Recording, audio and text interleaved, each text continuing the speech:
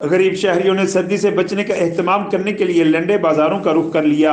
सस्ते दामों गर्म कपड़ों की खरीदारी के लिए सस्ते बाजारों में रश देखने को मिल रहा है।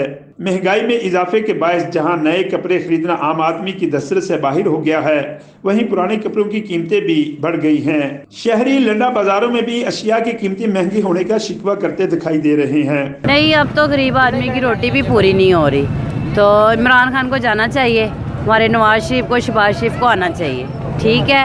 और गरीब आदमी रोटी खाए कि चीज़ें खरीदे। ये कंबल जो मैं अभी पूछ रही थी उनसे, वो 600-700 का कंबल था, अब वो 2000 से नीचे नहीं दे रहे। तो ये सिर्फ इसकी वजह से, इमरान खान की वजह से, इसको जाना चाहिए।